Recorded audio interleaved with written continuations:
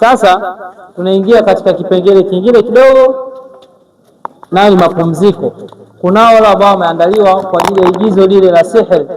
Sihiri ni uchawi, hilo neno la Kiarabu ambao maana yake kwa Kiswahili ni uchawi. Sasa sio kama wao ni wachawi, tujitahadharishe hapo. Kwanza wana igizo fupi ambalo litakuwa lina mafundisho ndani ya mada hiyo ya sihiri. Kwa hiyo wale ambao wanajijua wapo katika igizo hilo, basi haraka haraka waje hapa mbele kwa ajili. Bismillahirrahmanirrahim. Aisha, mjiandae mwendani madrasa.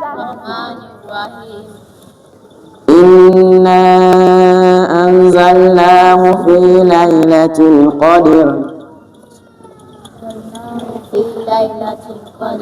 وما أدراك ما ليلة القدر. ليلة القدر خير من 1000 شهر. تنزل الملائكة والروح فيها بإذن ربهم من كل أمر. سلام هي حتى مطلع الفجر.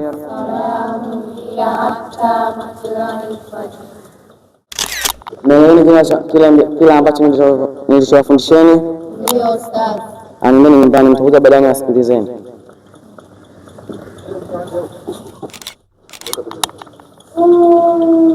Wangu nalia nini? Acha kulia, tena nyumbani. Naenda kumwambia mama. Odi. Karibu. Wa alaikum salam. Abduli analia. Analia nini?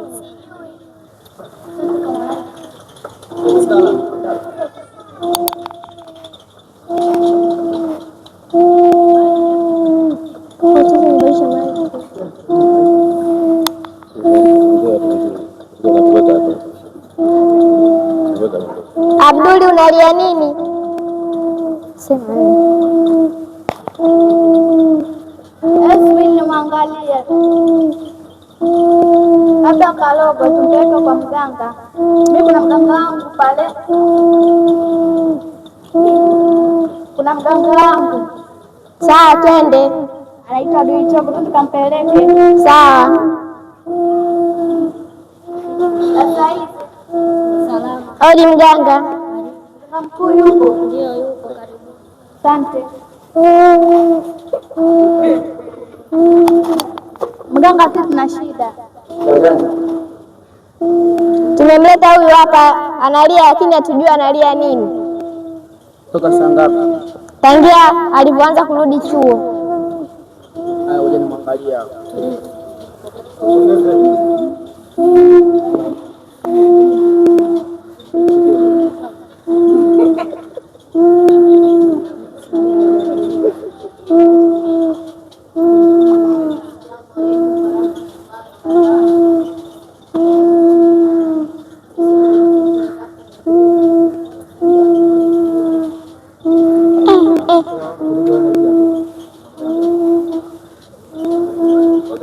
Maruganga uganga uende ni uende uganga uende. Maruganga uganga uende ni uende uganga uende. Maruganga uganga uende ni uende uganga uende.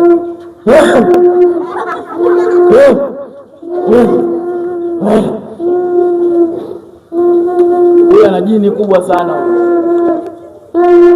Afu amelogwa. Amelogwa? Amelogwa. Na nani? Na kuangalia hapa ustazi wake wa chuo alipompa mkono. Kwa hiyo huyu inatajika hapa mbuzi mweupe beberu asiye na doa hata moja, mchele kilo 2, nazi ndondo 3, ndimu 3, na shilingi 200,000. Sawa mganga, lakini saizi hatuna. Nendeni mkivipata mleteni mfanyie tiba, ila sasa hivi hapa nitamtuliza. Achele. Lisi yangu.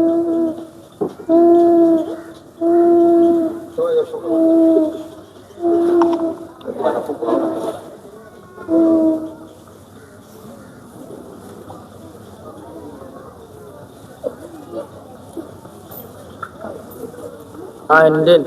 Sawa, asante mganga. Mimi nilikwambia ni mganga wangu kwa mkisunana kasha mtibu ungebaki.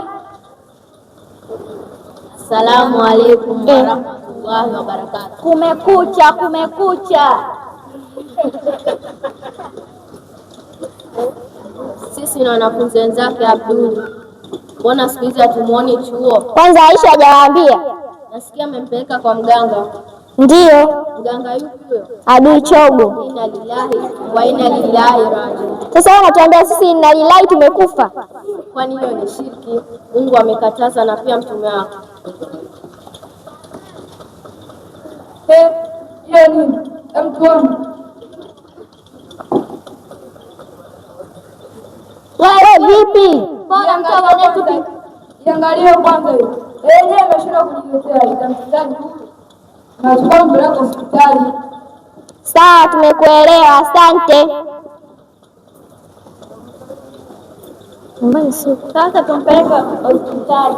Sawa, twende Aisha.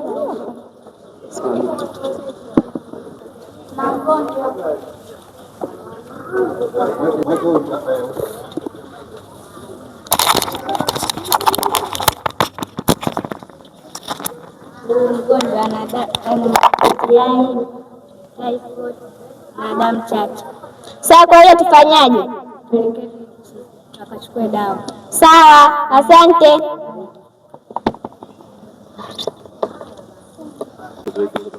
Assalamu alaikum wa rahmatullahi wa barakatuh.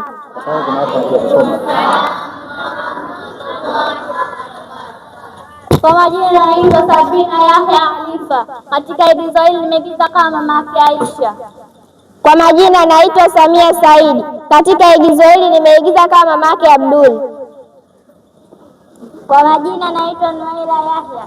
Kwenye igizo hili nimeigiza kama daktari. Kwa majina naitwa Naima Osman. Kwenye igizo hili nimeigiza kama mtoto. Kwa majina naitwa Shemu. Kwenye igizo hili nimeigiza kama mtoto. Kwa majina naitwa Singa Abdul. Kwenye igizo hili nimeigiza kama mwanafunzi. Majina naitwa Hussein Asimu. Nimeigiza kama mwanafunzi.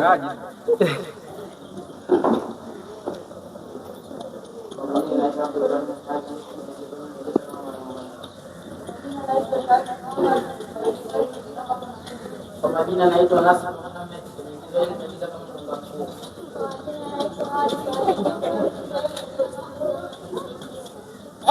Enyi wazazi wetu, igizo hili linatufundisha kwamba katika jamii yetu inayotuzunguka. Waza, assalamu alaikum wa rahmatullahi wa barakatuh. Wa alaikum assalam wa rahmatullahi wa barakatuh.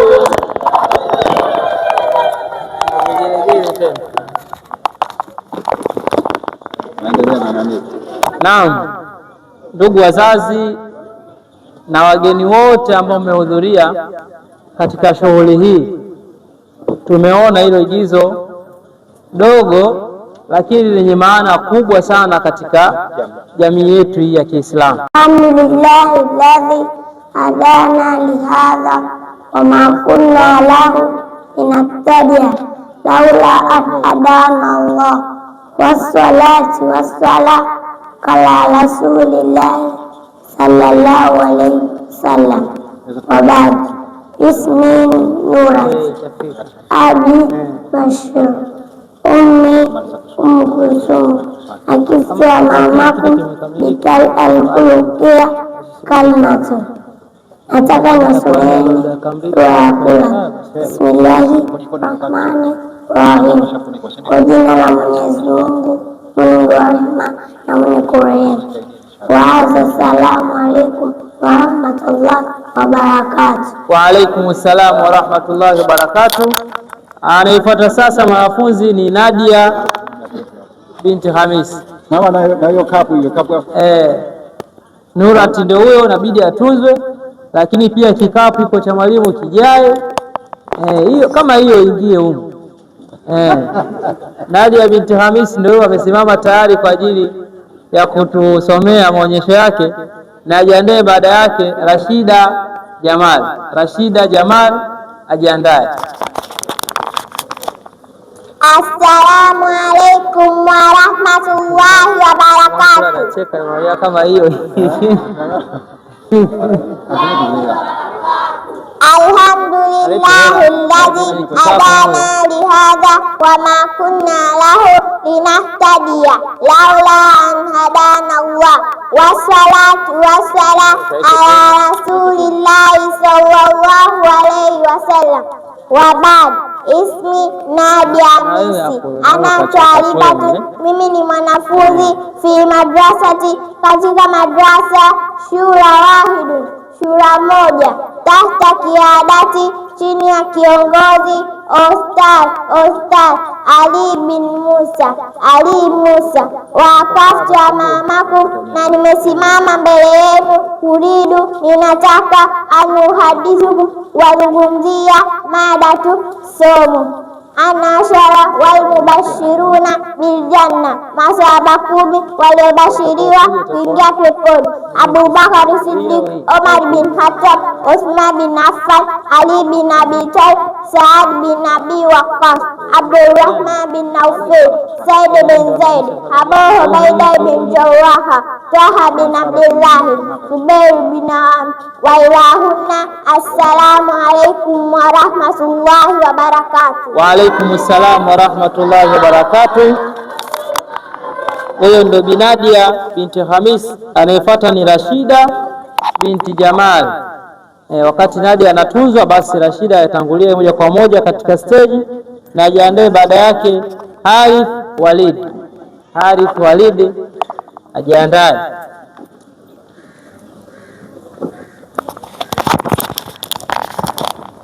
Assalamu alaikum warahmatullahi wabarakatuh. Wa alaikum assalam warahmatullahi wabarakatuh. Alhamdulillahi alladhi hadana lihadha wa ma kunna lahu linahtadiya laula an hadana Allah. Wassalatu wassalam ala rasulillahi sallallahu alaihi wasallam. Wa ba'd.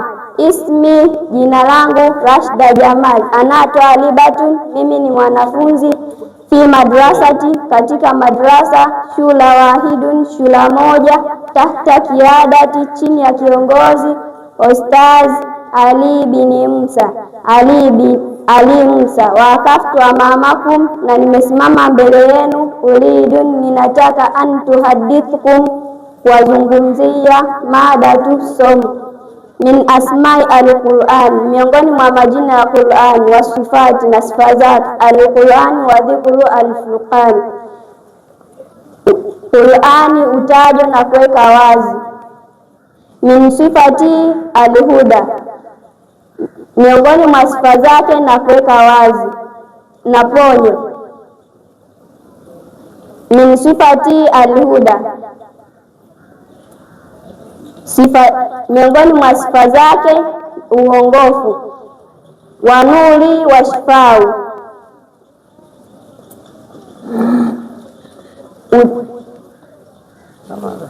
wa nuri wa shifau, uangaza na ponyo. Wa rahma, na rehma. Wa hadha. Assalamu alaikum wa rahmatullahi wa barakatuh.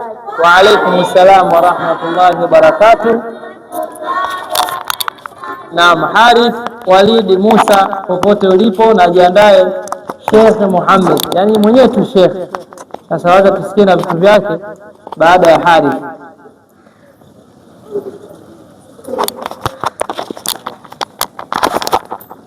Assalamu alaikum wa rahmatullahi wa barakatuh. Wa alaikum assalam wa rahmatullahi wa barakatuh. Alhamdulillah alladhi hadana lihadha wa ma kunna lahu linahtadiya laula an hadana Allah. Wassalatu wassalam ala rasulillahi sallallahu alayhi wasallam. Wa ba'd. Ismi, jina langu Harith Walid bin Musa, ana Taalibun, mimi ni mwanafunzi fi madrasati, katika madrasa shura wahidun, shura moja, tahta kiadati, chini ya kiongozi Ustadh Ali bin Musa, Ali Musa. Waqaftu amamakum, na nimesimama mbele yenu. Uridu, ninataka. An uhadithukum, kuwazungumzia. Madatu, somo. Min akhlaqil jahil, miongoni mwa tabia za mtu mjinga. Alijabatu kabla an yasma, kukubali jambo kabla hajalisikia. Walmuharadatu kabla an yafham, na kulipuuza jambo kabla hajalifahamu. Walhukmu bima la ya'lam, na kulihukumia jambo asilolijua. Enyi wazazi wetu mliohudhuria, tumeona miongoni mwa tabia za mtu mjinga. Inapotujia jambo kwanza tulifanyie tafiti, wala pia usilipuuze, wala usidharau kumtazama nani alosema.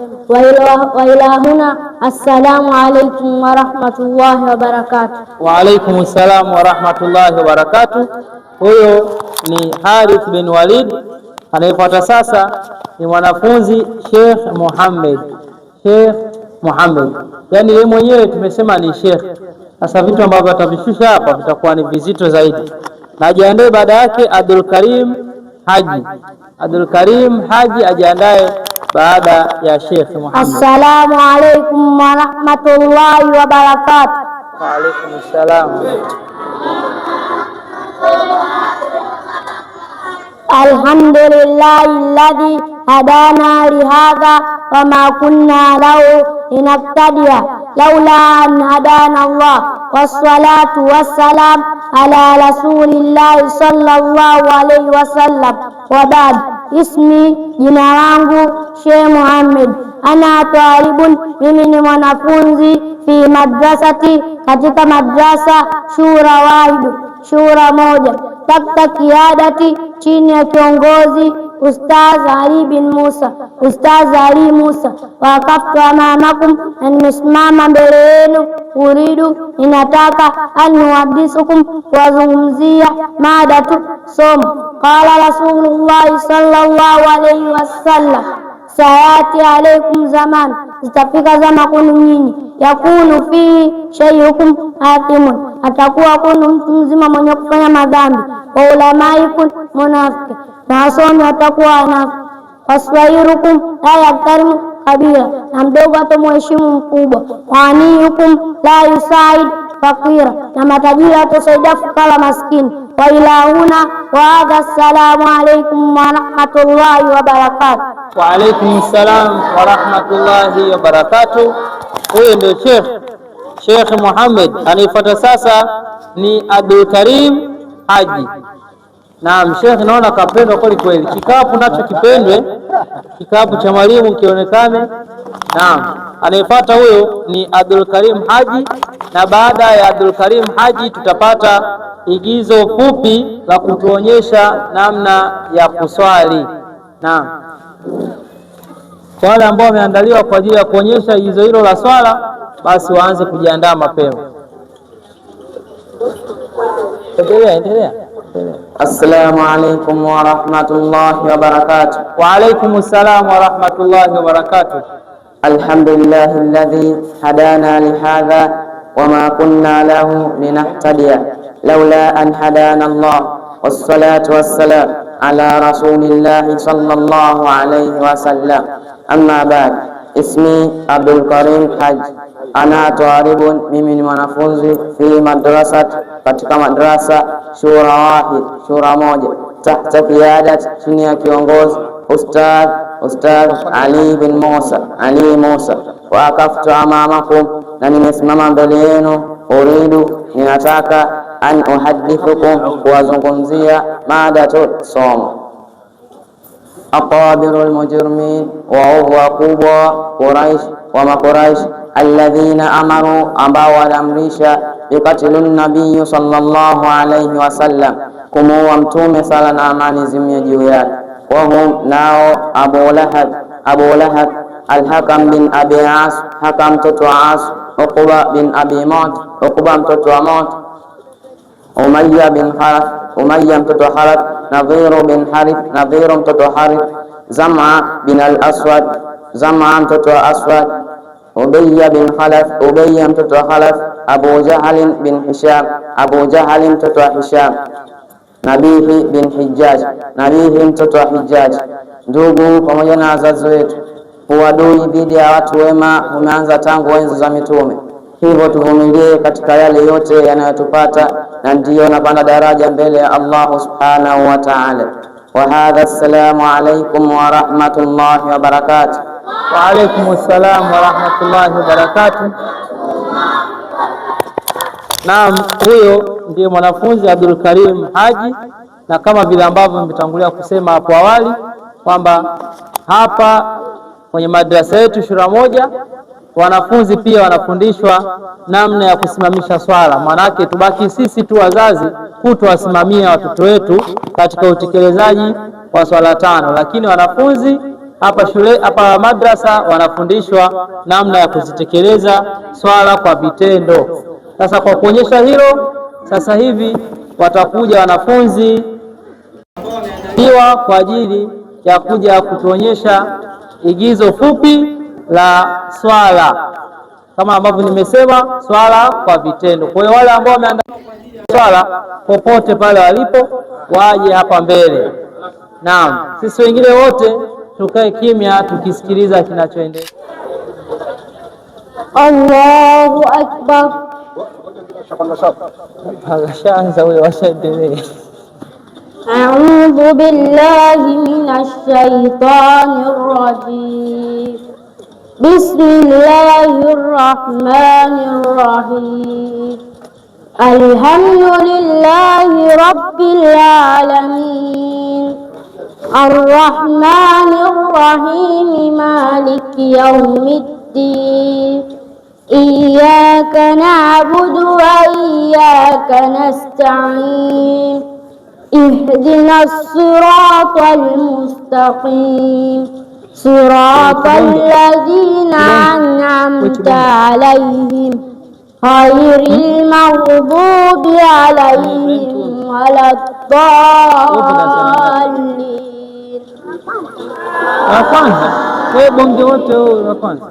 Bismillahir Rahmanir Rahim. Inna a'tainakal kautsar fasalli li rabbika wanhar. Inna shaniyaka huwal abtar. Allahu akbar.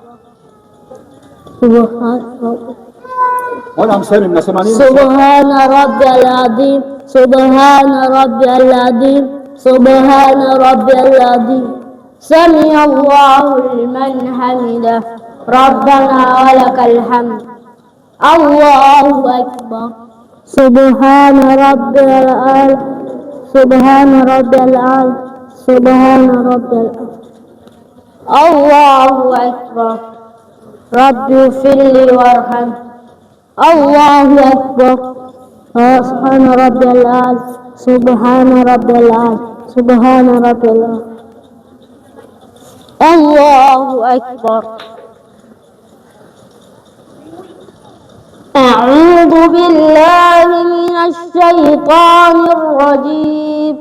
Bismillahir rahmanir rahim.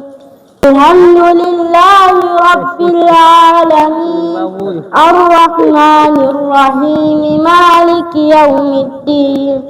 Iyyaka na'budu wa iyyaka nasta'in. Ihdinas siratal mustaqim. Siratal ladzina an'amta 'alaihim ghairil maghdubi 'alaihim waladdallin. Amin. Bismillahirrahmanirrahim. Inna anzalnahu fi lailatul qadr. Wa ma adraka ma lailatul qadr. Lailatul qadr khairun min alfi shahr. Tanazzalul malaikatu warruhu fiha bi'izni rabbihim min kulli amr. Salamun hatta matla'il fajr. Allahu akbar.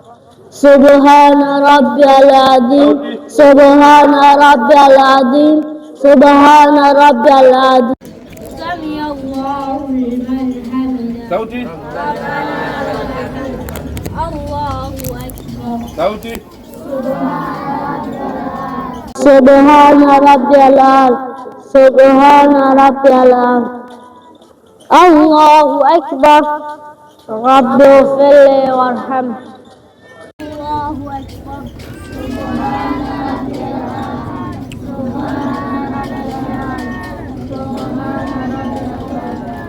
Allahu akbar. At-tahiyatu salawatu thayyibatu assalamu alayna ayyuhan nabiyyu wa rahmatullahi wa barakatuh. Assalamu alayna ala ibadillahi s-salihin. Ashhadu an la ilaha illallah wa ashhadu anna Muhammadan rasulullah. Allahumma salli ala Muhammad wa ala ali Muhammad kama sallaita ala Ibrahim wa ala ali Ibrahim fil alamin innaka hamidun majid. Wa barik ala Muhammad wa ala ali Muhammad kama barakta ala Ibrahim wa ala ali Ibrahim fil alamin innaka hamidun majid. Wa fil akhirati hasan wa qina adzaban nar. Assalamu alaikum warahmatullahi wabarakatuh. Assalamu alaikum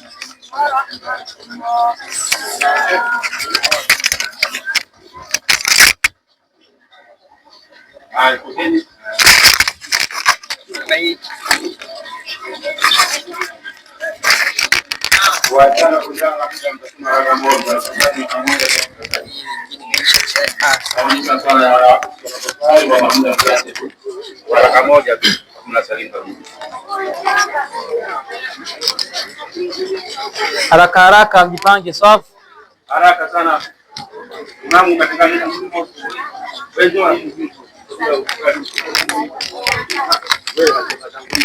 Allahu akbar. Jamani, swala kina mama mnaiona?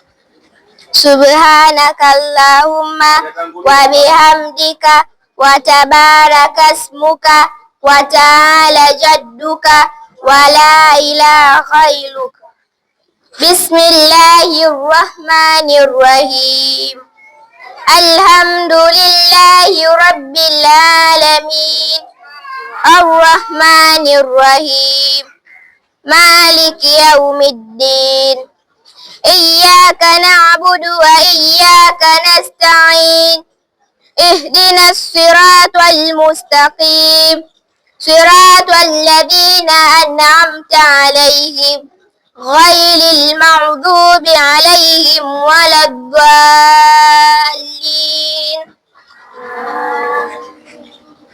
Bismillahirrahmanirrahim. Qul huwallahu ahad. Allahus samad. Lam yalid wa lam yulad wa lam yakul lahu kufuwan ahad.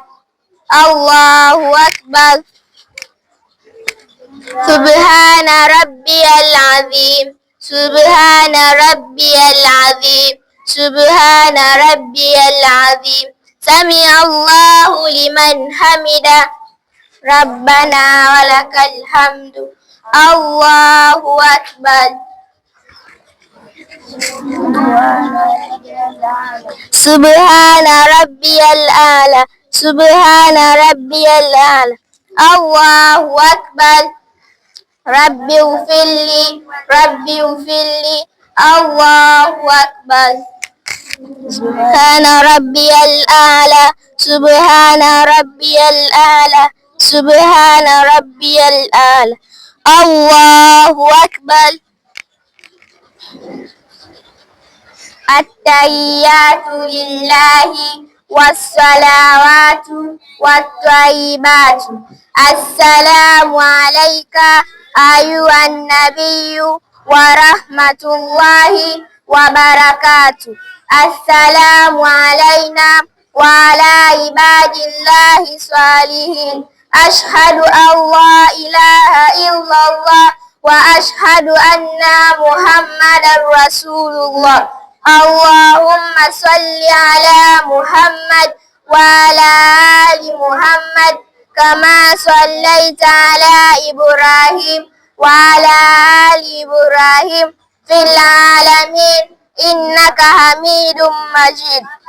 Allahumma barik ala Muhammad wa ala ali Muhammad kama barakta ala Ibrahim wa ala ali Ibrahim fil alamin innaka Hamidum Majid. Allahumma inni a'udzu bika min adzabi jahannam wa min adzabil qabr wa min fitnatil mahya wal mamati wa min syarri fitnatil masjid dajjal. Allahumma inni ala dzikrika wa syukrika wa husni ibadatik. Assalamu alaikum warahmatullahi. Assalamu alaikum warahmatullahi. Simama useme. Ngoja kwanza.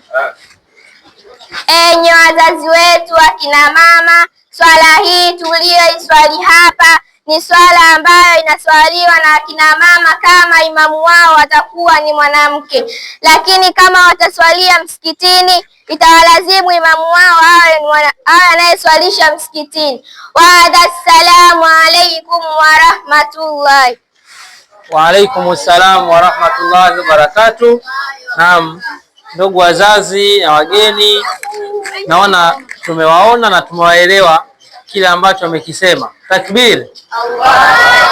Naam, kwa maana swala ambayo inaswaliwa ya jamaa kwa wakina mama peke yao au kwa maana wanawake peke yao, basi imamu anakuwa hawi mbele kama vile ambavyo tunavyoswali wanaume, imamu akiwa yupo mbele anaposwalisha.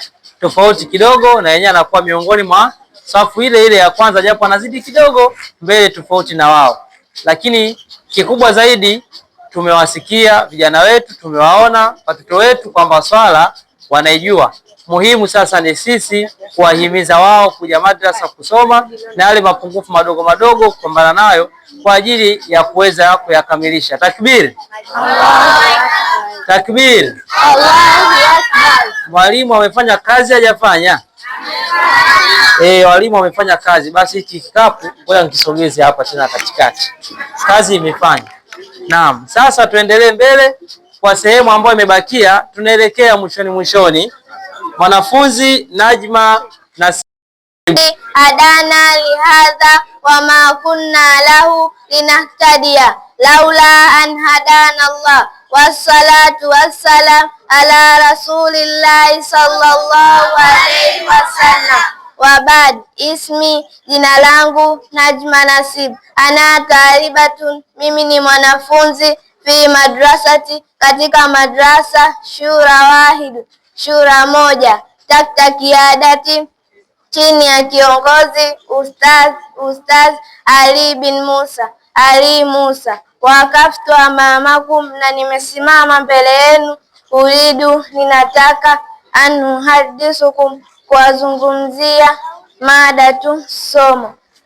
Alhadith, hadith. An ibn Abbas, imesimuliwa na Abbas radhiyallahu ta'ala anhu, radhi za Allah aliyetukuka ziwe juu yake. Kala, amesema. Rana Rasulillahi sallallahu alaihi wasallam, amelaani Mtume sala na amani ziwe juu yake. Almutashabihina birrijal, wanawake wenye kujifanya wanaume. Walmutashabihati minan nisai birrijal, na wale wenye kujifanya wanawake kwa wanaume. Akhrajahu bil Bukhari, hadithi hii imesimuliwa na Imam Bukhari. Wazazi wangu, Mtume sallallahu alaihi wasallam amemlaani mwanamke mwenye kujifanya mwanaume, mfano kuvaa suruali wewe ni mwanamke. Pia amemlaani mwanaume mwenye kujifanya mwanamke, mfano kuvaa hereni. kwani huo sio utamaduni wa Uislamu. Uislamu umeweka wazi kila kitu. Ahadha, assalamu alaikum warahmatullahi wabarakatuh.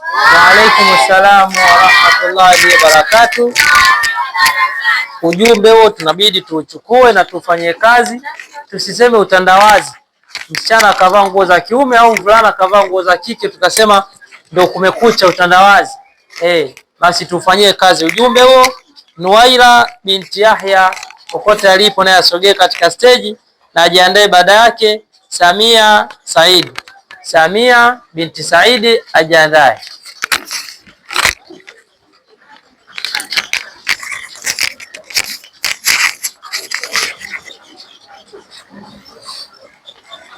Assalamu alaikum warahmatullahi wabarakatuh. Wa alaikum assalam warahmatullahi wabarakatuh.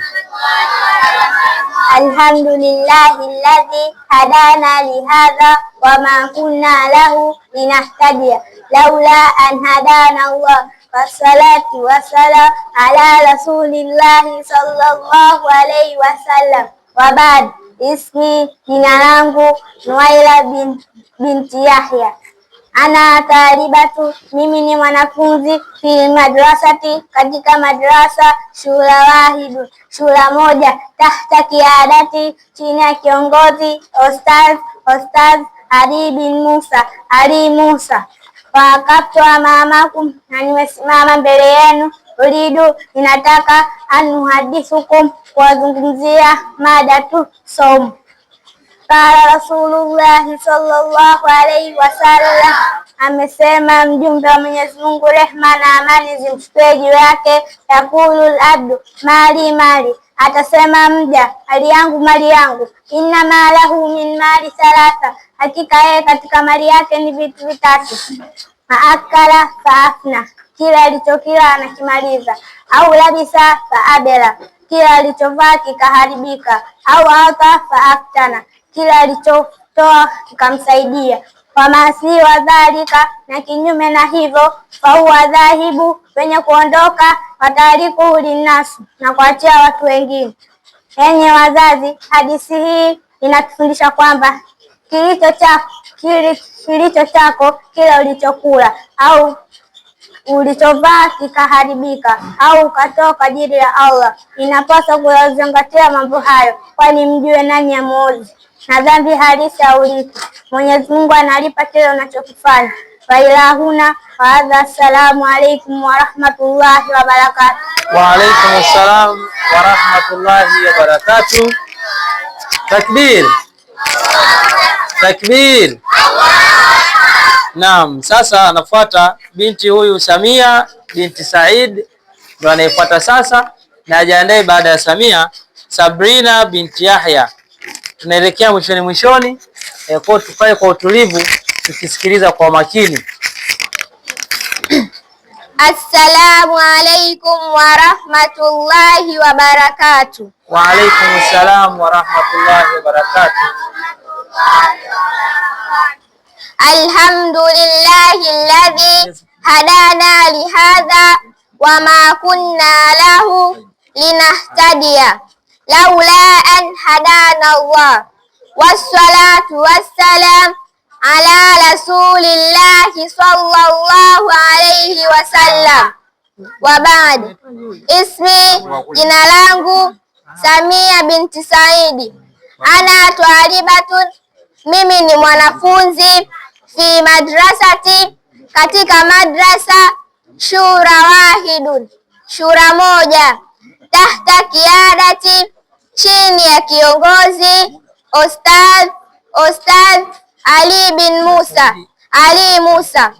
Waqaftu amamakum, na nimesimama mbele yenu, uridu, ninataka an uhadithukum, kuwazungumzia madatu somo.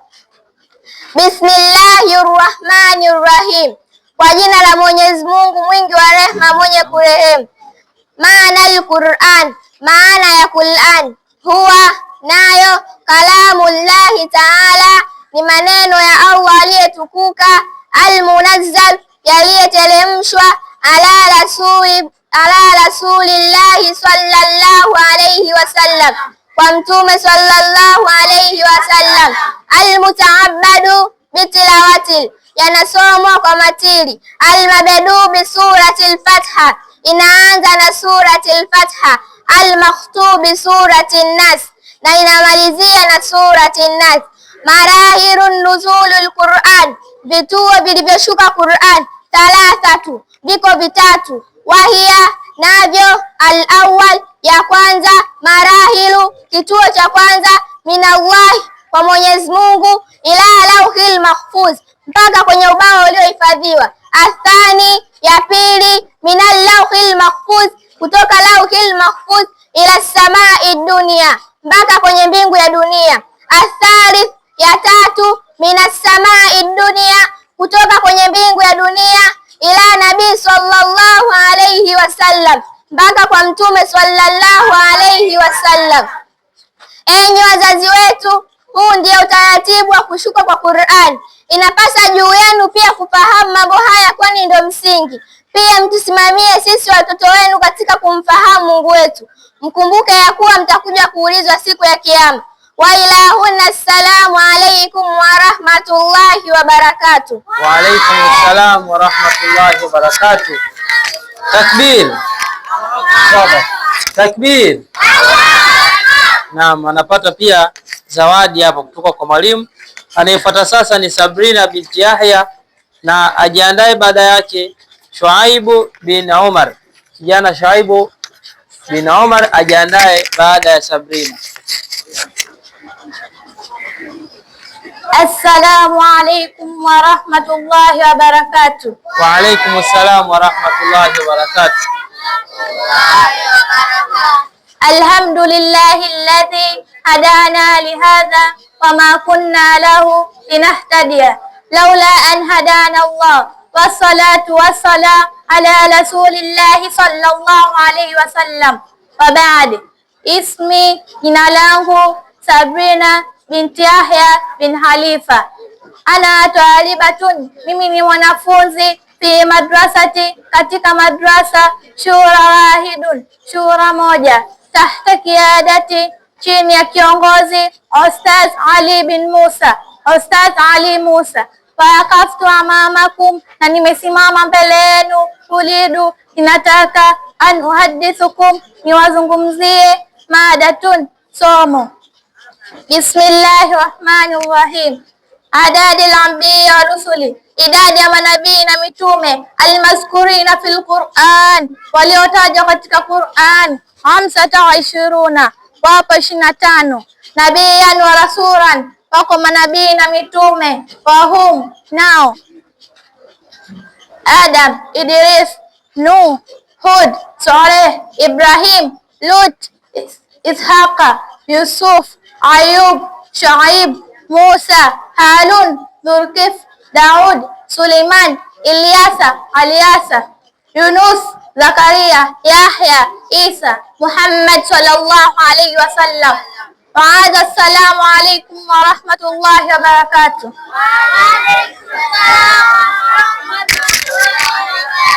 Naam, takbir. Huyo ni Sabrina binti Yahya. Anayefuata sasa ni Shaibu bin Omar, na baada ya Shuaibu ajiandae Nasir Muhammad. Nasir Muhammad ajiandae baada yake. Assalamu alaykum wa rahmatullahi wa barakatuh. Wa alaykum assalam wa rahmatullahi wa barakatuh. Alhamdulillahi alladhi hadana lihadha wa ma kunna lahu linahtadiya laula an hadana Allah, wassalatu wassalam ala rasulillahi sallallahu alayhi wasallam. Wa ba'd. Ismi, jina langu Shuaib bin Omar. Ana twalibun, mimi ni mwanafunzi. Fi madrasati, katika madrasa. Shura wahidun, shura moja. Tahta qiyadati, chini ya kiongozi Ustaz Ali bin Musa, Ustaz Ali Musa.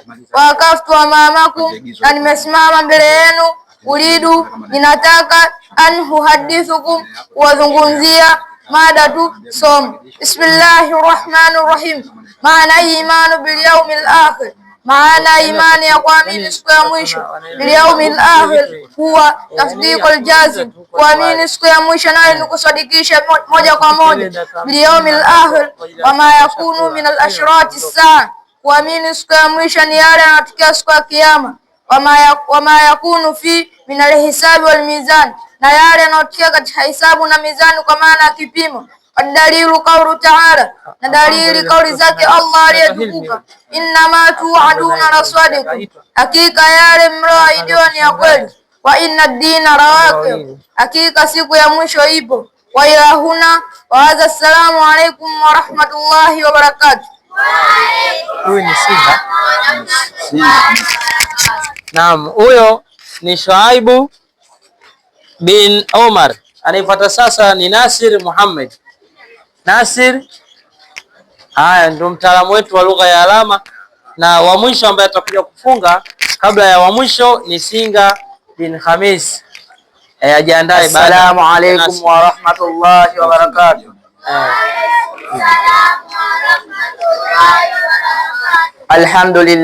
Alhamdulillah alladhi hadana lihadha wama kunna lahu linahtadiya laula an hadana Allah, wassalatu wassalam ala rasulillahi sallallahu alayhi wasallam. Wa ba'd, ismi, jina langu Nasir Muhammad, ana talibun, mimi ni mwanafunzi, fi madrasatin, katika madrasa, shura wahidun, shura moja, takta kiadati, chini ya kiongozi Ustaz Ali bin Musa, Ustaz Ali Musa. Wa aqaftu amamakum, na nimesimama mbele yenu, uridu, ninataka, an uhaddithukum, kuwazungumzia madatun, somo, asbabu ziyadati al-iman kasiratun minha, sababu za kuzidi kwa imani zipo nyingi. Al-awwal, ya kwanza, talabul ilmu an-nafi', kutafuta elimu yenye manufaa. Wa huwa, nayo, al-kitabu was sunna, ni Qur'an na mienendo ya Mtume. Athani, ya pili, qira'atul Qur'an ma'a tadabbur, kusoma Qur'ani kwa mazingatio.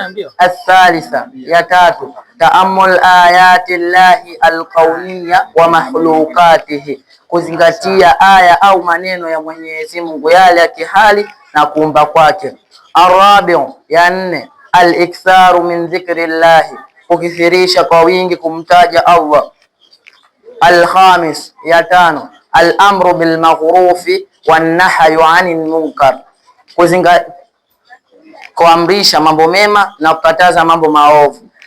Enyi wazazi wetu, zikikosekana sababu hizi nilizozitaja, basi fahamuni ya kwamba imani yenu itakuwa ipo chini, bora hata ya mnyama kuliko nyie. Hivyo nawakumbusheni wazazi wangu, ili imani yenu iwe juu, mshikamane na haya niliyoyataja, kwani Mwenyezi Mungu anatukumbusha juu ya hilo, mtume wake pia anatuhimiza juu ya hilo, na wanachuoni pia anatuhimiza juu ya hilo. Wa ilahuna wa hadha. Assalamu alaykum wa rahmatullahi wa barakatuh. Wa alaykum assalam wa rahmatullahi wa barakatuh. Takbir, takbir. Naam, huyo ndiye mwanafunzi Nasir Muhammad, naye apate kupewa sadaka zake. Kapu lionekane kwa makini, usikie ikakanyagwa. Msie mkalikanyaga mkalimaliza. Na mwanafunzi anayefuata sasa ni Singa Khamis. Singa Khamis ndio huyo ambaye yupo katika stage, na ajiandae mwanafunzi Hilmi Abdullah Muhammad. Assalamu alaykum wa rahmatullahi wa barakatuh. Wa alaykum assalam wa rahmatullahi wa barakatuh. Alhamdulillahi alladhi hadana lihadha wama kunna lahu linahtadiya laula an hadana Allah, wassalatu wassalam ala rasulillahi sallallahu alayhi wasallam. Wa baadi, ismi Singa Abdul, ana talibun, mimi ni mwanafunzi, fi madrasati, katika madrasa, shura wahidun, shura moja, takta kiadati, chini ya kiongozi Ustadh Ali bin Musa, Ustadh Ali Musa. Wa akaftu amamakum, na nimesimama mbele yenu, uridu, ninataka, an huwadithukum, niwazungumzie, madatu, somo. 10 azwat min azwat nabii sallallahu alayhi wasallam, vita 10 alizopambana Mtume sallallahu alayhi wasallam. Azwat Badrin, vita vya Badrin. Azwat Bani Kainakau, vita vya Bani Kainakau. Azwat Uhudi, vita vya Uhudi. Azwat Bani Nadhir, vita vya Bani Nadhir. Azwat Ahzab, vita vya Ahzab. Azwat Quraidha, vita vya Quraidha. Azwat Hunain, vita vya Hunain. Azwat Makkah, vita vya Makkah. Azwat Tabuk, vita vya Tabuk. Azwat Haibar, vita vya Haibar. Enye ndugu na wazazi wetu, niwafahamuni kwamba kuna tofauti ya azwa na saria. Azwa ni vita aliyopambana Mtume sallallahu alaihi wasallam na yeye akishiriki. Kwa upande wa pili, saria ni vita ambayo Mtume sallallahu alaihi wasallam alituma jeshi lake kupambana. Vita vya Mtume sallallahu alaihi wasallam vilikuwa vigumu kama vile vita vya Ahzab, vita vya Badri na pia vita vya Uhud. Mtume sallallahu alaihi wasallam sio chinja kama anavyodai wasio Waislamu, bali ni amri ya Mwenyezi Mungu. Wa hadha, assalamu alaykum wa rahmatullahi wa barakatuh. Wa alaykum assalam wa rahmatullahi wa barakatuh. Takbir. Azitoshi. Takbir. Naam, tena takbir. Huyo ni mwanafunzi Singa bin Hamis, na kama nilitangulia kusema mwanzoni kabisa mashughuli yetu kwamba tunaye na jaji pia ambaye ana rekodi. Baadaye tutakuwa na zawadi. Sasa mwanafunzi huyu Hilmi Abdullah Muhammad tunataka tumsikie vizuri, kwa hiyo acha naye tumsikilize tena, alafu tutakuwa na igizo letu la mwisho la swala ya maiti. Baadaye tutatoa mwongozo. Wa alaykum assalam wa rahmatullahi wa barakatuh. Alhamdulillahi hadana hadha wama kunna lahu linahtadiya laula an hadana Allah, wassalatu wassalam ala rasulillah sallallahu alaihi wasallam. Wa ba'd, bismillahi Abdullah Muhammad wakiftu alamakum ikan ulkia kalmatu somo kalmatu tauhidi.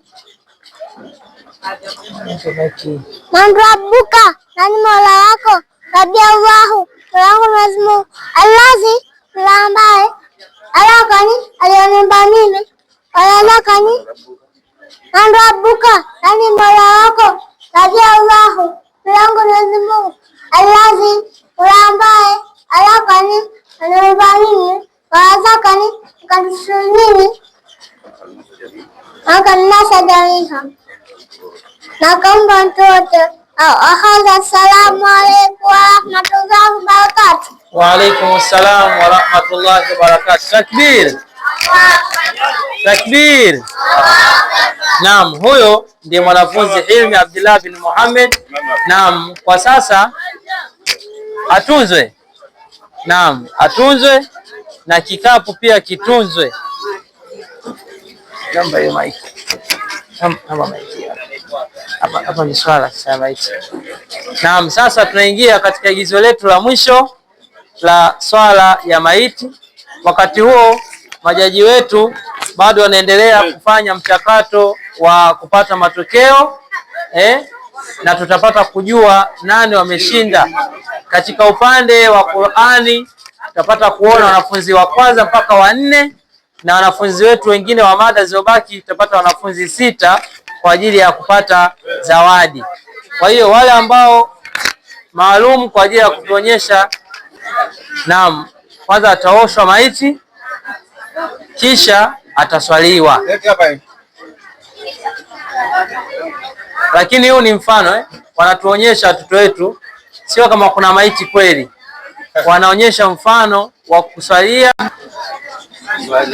Huo ni mfano jamani, tusiogope. Tuone jinsi watoto wetu walivyo mahodari katika. Assalamu alaykum wa rahmatullahi wa barakatuh. Wa alaykum assalam wa rahmatullahi wa barakatuh. Assalamu alaykum wa rahmatullahi wa barakatuh. Wa alaykum assalam wa rahmatullahi wa barakatuh. Nasema vijana hawa tumewapa hili zoezi au igizo hili ni la sio kama ile igizo la kawaida, kwa sababu hili ambalo ndio tunalohangaika nalo katika jamii.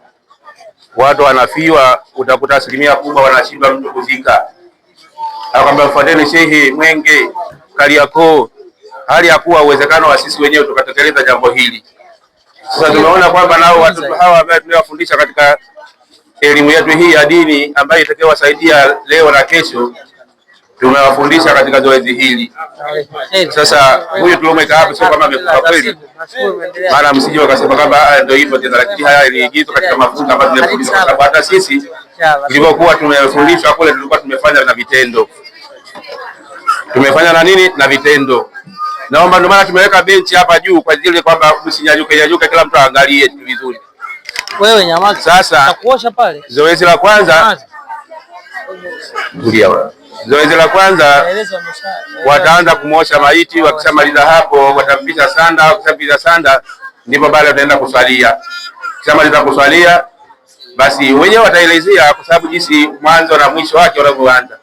Sasa nilikuwa namuomba kijana mmoja hapa aelezee jinsi tutakavyokuwa tumetekeleza ibada hii ambayo ni ibada iliyokuwa ni adhimu, kwa sababu kila mtu ataipitia ibada hii. Assalamu alaykum wa rahmatullahi wa barakatuh. Wa alaykum salam. Sanda ni vazi ambalo maiti huvishwa. Kuna mambo manne ambayo maiti anatakiwa afanyiwe.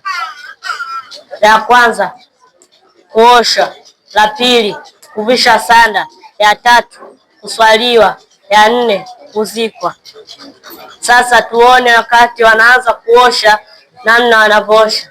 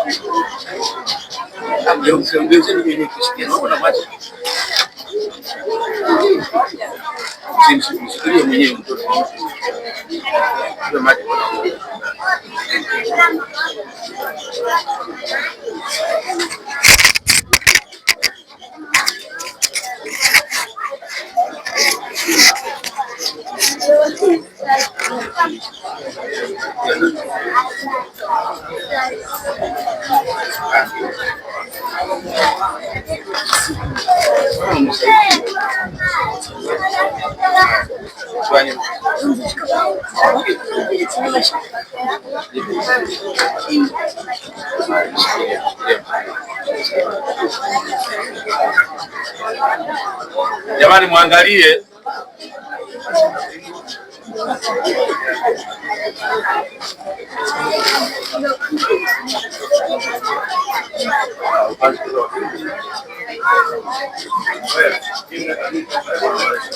Salam.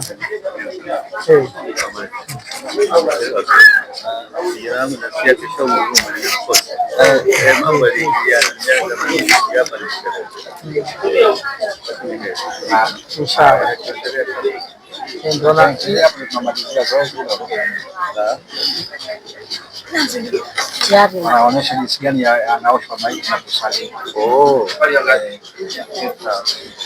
na wazazi wanaona kwa sababu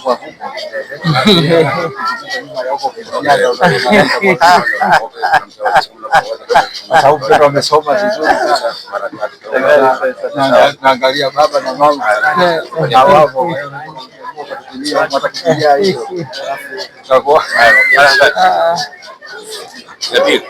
akajileta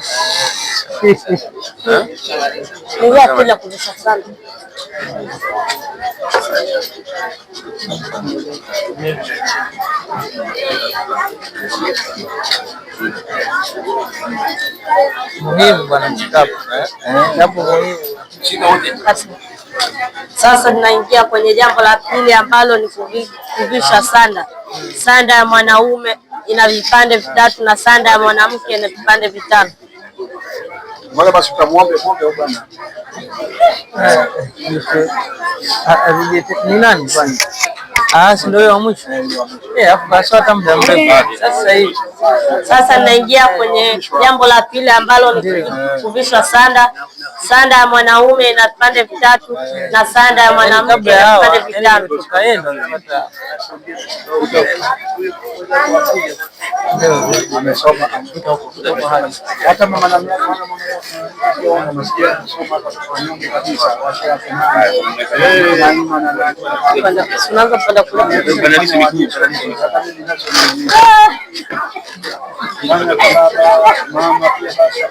Toka ukupeni kusoma ukupeni huko msimamizi pembeni na simama pembeni.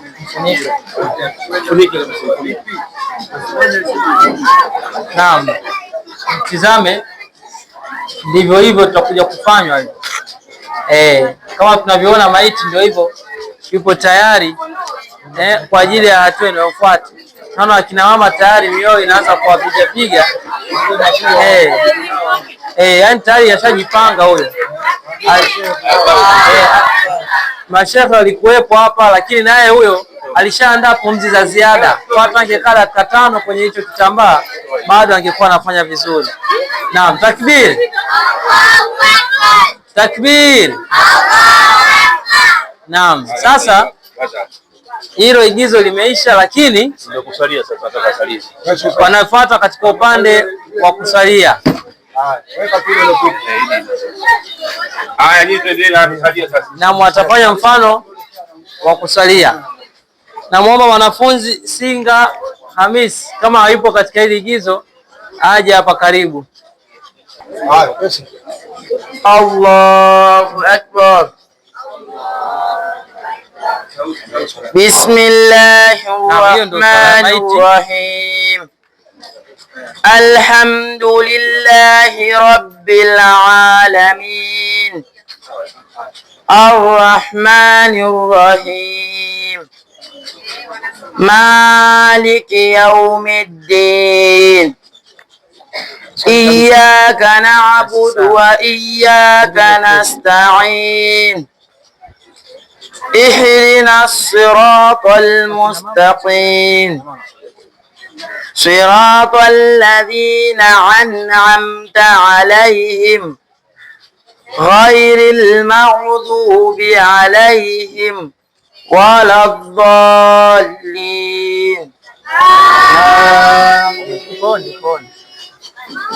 الله أكبر. اللهم صل على محمد وعلى آل محمد كما صليت على إبراهيم وعلى آل إبراهيم في العالمين إنك حميد مجيد. وبارك على محمد وعلى آل محمد كما باركت على إبراهيم وعلى آل إبراهيم في العالمين إنك حميد مجيد. الله أكبر. اللهم اغفر له وارحمه ونسكنه في الجنة. اللهم إن كان محسنا فزد في إحسانه، إن كان مسيئا فتجوز عنه. اللهم لا تحرمنا أجره ولا تفتنا بعده واغفر لنا وله برحمتك يا أرحم الراحمين. الله أكبر. ربنا آتنا في الدنيا حسنة وفي الآخرة حسنة وقنا عذاب النار وقنا عذاب الدين وقنا عذاب القبر. اللهم اغفره وارحمه مسكن في الجنة. اللهم اغفره وارحمه مسكن في الجنة. اللهم اغفره وارحمه مسكن في الجنة. السلام عليكم ورحمة الله. السلام عليكم ورحمة الله.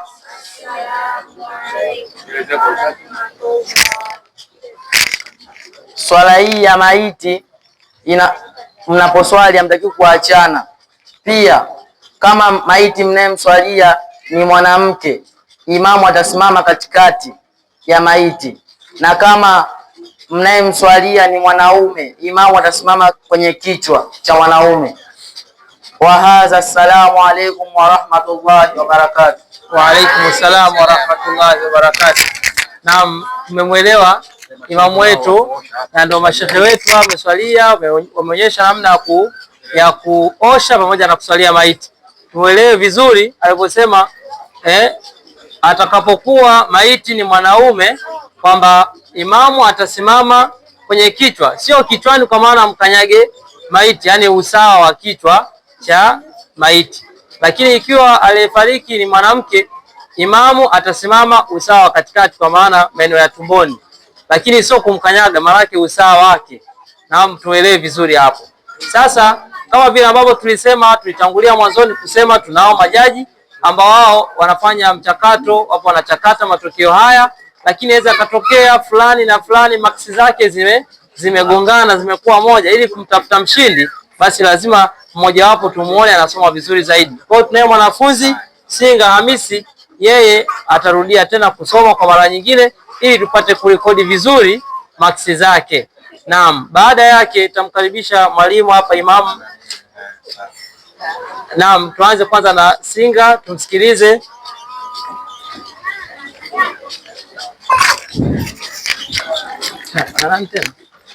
Kuna Naima na Thumani.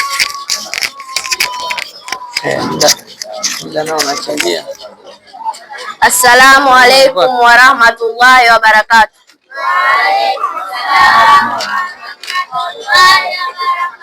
Alhamdulillahi alladhi hadana lihadha wa ma kunna lahu linahtadiya laula an hadana Allah, wassalatu wassalam ala rasulillahi sallallahu alayhi wasallam.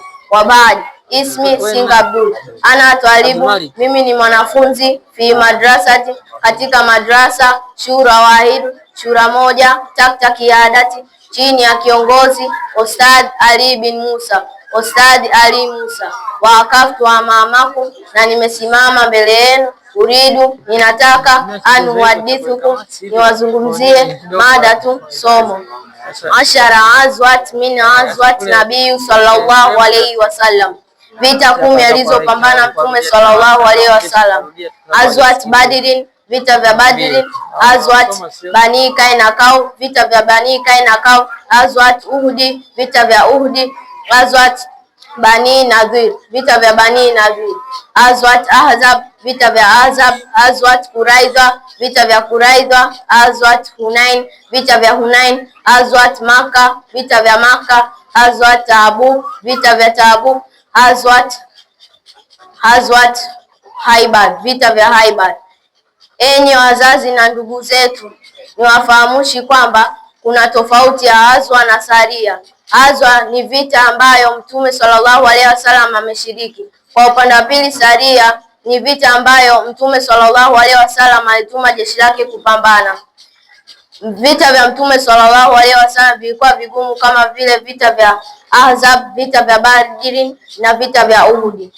Mtume sallallahu alaihi wasallam hakuwa chinja kama wanavyodai wasiokuwa Waislamu, bali ni amri ya Mwenyezi Mungu. Wa hadha. Assalamu alaykum wa rahmatullahi wa barakatuh. Wa alaykum assalam wa rahmatullahi wa barakatuh. Naam, sasa hivi anafuata Abdul Malik Uthman, na baada ya Abdul Malik Uthman atakuja wa mwisho kabisa kufunga katika grupu letu hili, Naima Othman. Assalamu alaikum wa rahmatullahi wa barakatuh. Wa alaikum assalam wa rahmatullahi wa barakatuh. Alhamdulillahi alladhi hadana li hadha wa ma kunna lahu linahtadiya laula an hadana Allah. Wassalatu wassalam ala rasulillahi sallallahu alayhi wasallam. Wa baad, ismi, jina langu Abdul Malik Othman. Ana twalibun, mimi ni mwanafunzi fi madrasati, katika madrasa shura wahidun, shura moja, wa tahta hiyadati, chini ya kiongozi Ustadh Ali bin Musa, Ustadh Ali Musa. Waqaftu amamakum, na nimesimama mbele yenu, uridu, ninataka, an huhaddithukum, kuwasimulia, mada tu, somo, al-ummahatu sita, vitabu muhimu sita: Sahihul Bukhari, Sahihul Bukhari, Sahihul Muslim, sahihi ya Imamu Muslim, Sunanu al-Tirmidhi, Sunanu ya Imamu Tirmidhi, Sunanu Abu Daud, Sunanu ya Abu Daud, Sunanu Nasahi, Sunanu ya Nasahi, Sunanu Ibnu Majah, Sunanu ya Ibnu Majah. Wa hadha, assalamu alaikum wa rahmatullahi wa barakatuh. Wa alaikum assalam wa rahmatullahi wa barakatuh. Naam, anayetufungia dimba hili kwa siku hii ya leo ni Naima Othman. Assalamu alaikum wa rahmatullahi wa barakatuh. Wa alaikum assalam wa rahmatullahi wa barakatuh. Alhamdulillahi alladhi hadana lihadha wa ma kunna lahu linahtadiya laula an hadana Allah. Wassalatu wassalam ala rasulillahi sallallahu alayhi wasallam. Wa baad, ismi, jina langu Naima Othman. Ana twalibatun, mimi ni mwanafunzi fi madrasati, katika madrasa shura wahidun, shura moja, takta hiyadati, chini ya kiongozi Ustaz Ali bin Musa, Ali Musa. Waqaftu amamakum, na nimesimama mbele yenu, uridu, ninataka, an huhaddithukum, kuwazungumzia, mada tu, somo, shurutu salati tisa, sharti za kukubalika sala ziko tisa. Wahia, nazo, al-Islam, Uislam, wal-aqlu, uwe na akili, wal-tamyiz, uwe na upambanuzi, raf'ul hadathi, kuondoa uchafu, wa idhalatun najasa, uondoe najis, satirul awra, ujistiri utupu, duhulu wakti, kuingia kwa wakati, istikbalu kibla, kuingia kuelekea kibla, ania, lazima utenia. Wa adha, assalamu alaikum wa rahmatullahi wa barakatuh. Wa alaikum assalam wa rahmatullahi wa barakatuh. Takbir, takbir. Naam, kufikia sasa kwa upande wa wanafunzi sasa tutakuwa tumemaliza. Sasa tunaingia upande mwingine, tumsikilize mwalimu wetu hapa Imam Ali. Yeye atakaribishia Imam Masjid Rahman Ustaz Zaid kwa ajili ya kalima fupi. Baadaye tutakuja kutangaza washindi kama nilivyotangulia awali kusema, washindi 4 katika upande wa Qur'an, lakini pia washindi 6 katika upande huo ambao uliobaki. Kwa hiyo wanafunzi, tukae kwa umakini tusikilize. Kama unajua wewe mwanafunzi, hebu simama. Kama wewe ni mwanafunzi upo hapa, simama. Wanafunzi wote tusimame. Naam. Unajua maana kusimama? Maana kila mtu ajipange kwa ajili ya kusikiliza kinachoendelea. Simama kama wanafunzi, simama. Nikihesabu hadi 3 tu unakaa. Ukichelewa tu utabaki umesimama mpaka watu wote wanamaliza kuongea. Sawa 1, 2, 3. Haya, kaa. Nani wa mwisho? Yule pale yule. Nani anaitwa yule kusoma? Abdul Malik yule. Haya, nakusamee. Kaa, kila mmoja asikilize kwa makini. Naam, karibu Imam. Assalamu alaykum wa rahmatullahi wa barakatuh. Wa alaykum assalam wa rahmatullahi wa barakatuh. Alhamdulillahi alladhi arsala rasulahu bil huda wa dinil haqq liyudhhirahu ala ad-din kullihi wa kafa billahi shahida. Wa ashhadu an la ilaha illa Allah wahdahu la sharika lahu iqraran bihi wa tawhida. Wa ashhadu anna Muhammadan abduhu wa rasuluhu sallallahu alayhi wa sallam tasliman mazida. Enyi mkusanyiko wa wazazi, ama baada ya kumhimidi Allah subhanahu wa ta'ala pamoja na kumtakia sala na amani mtume wetu Muhammad, mimi leo Dambwe sio langu hili. Ili Dambwe mimi sio la kwangu hili. Dambwe langu inshallah litakuwa baada ya kumalizika hii shughuli, nitarudi kukaa na wazazi kuweza kuyatengeneza mazuri. Sipokuwa mimi na mambo mawili tu nataka niyaseme kabla sijamkaribisha pale mgeni wetu Sheikh Zaid, na yeye atazungumza mawili matatu ndani ya dakika 10 mpaka dakika 12, na baada ya hapo tuelekea kwa ajili ya kuswali, na tukimaliza kuswali chakula kiko tayari pale, tutakaa kwa pamoja na familia. Yani kama wewe mzazi una wanao 2 watatu, na chakula chenu mnakaa pamoja mnakula na watoto kwa pamoja. Inshallah mwakani Allah akitujalia tutakuwa na elimu ya awali hapa msikitini kwetu, tutakuwa na elimu awali nasar.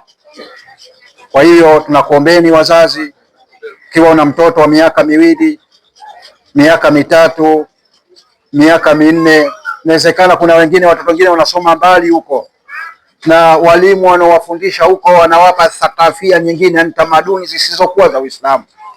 Sisi tunatangaza hapa inshallah tunapokea hao watoto, na tunakuahidini inshallah, moja miongoni mwa kauli mbiu zetu au target zetu, mtoto akitoka hapa kuelekea standard 1 shule yoyote, basi tuna hakika mtoto huyo amemaliza juzuu kusoma, ima kwa kuhifadhi au atakuwa anaweza kuisoma kwa tilawa. Na haya ambao waliyosoma wao hapa kaka zao, na wao ndio tunakwenda kuwafundisha watoto hao au zaidi ya hayo, sema inshallah. Kwa hiyo tunakuombeeni inshallah kwa kila mwenye mtoto, fomu zipo hapa zinapatikana hapa msikitini kwenye ofisi zetu. Tutamuona hapa mwalimu Abdullahi Saidi, mnalipa, atakupa utaratibu wa kuweza kupatikanwa kwa fomu hizo. Tena na ada yetu ni bei nafuu. Nakuombeni ndugu zangu Waislamu na wasiokuwa Waislamu pia tunapokea watoto hao ili kuweza kuwalea katika malezi yaliyo bora, tupate viongozi walio bora, tupate maimamu walio bora, tupate wasimamizi walio bora. Hivyo sasa nitampa mwalimu Zaidi. Sheikh Mnalipa ananikumbusha hapa, na tumesema mayatima tunafundisha bure. Wale watoto yatima kama wapo tuletee, tutawafundisha bure hapa, watapata elimu hiyo ya awali bure. Na elimu hiyo ya awali imefungamana elimu ya dunia pia na elimu ya akhera, maana akitoka hapa mtoto dunia yake anaifahamu vizuri, lakini na elimu ya akhera yake pia tumeipa nafasi namba 1. Kwa hiyo mtoto huyu pia usije kumpeleka madrasa nyingine, kwa sababu atakapokuja tu kusoma shule hapa na upande wa madrasa pia atakuwa amepata. Lakini hapa sasa naipeleka maiki hii kwa mwalimu Zaidi pale, naye ana 2 matatu kama mgeni ambaye ndio amekuja hapa kuwasimamia watoto wetu na kuona kile walichokisoma, na baadaye tutapata matokeo kutoka kwao, kwa wale waliosoma Qur'ani na wale ambao waliosoma vizuri. Kuna zawadi zao ambao tumeziandaa, tutawakabidhi hapa baada ya kutupa ripoti ya watoto hao katika kusoma kwao. Lakini pia kuna mwenyekiti wetu wa bodi, na tutampa dakika 2 tu, maana na muda wa swala unakaribia. Naomba tuchunge muda, watu wamefika mapema hapa, wengine wako hapa tangu saa 10:01, wengine wako hapa tangu saa 12. Mwalimu Zaidi pale, tafadhali mashkura mahjura, dakika hizi ni za kwako inshallah. Mwenyekiti utakuwa wa mwisho.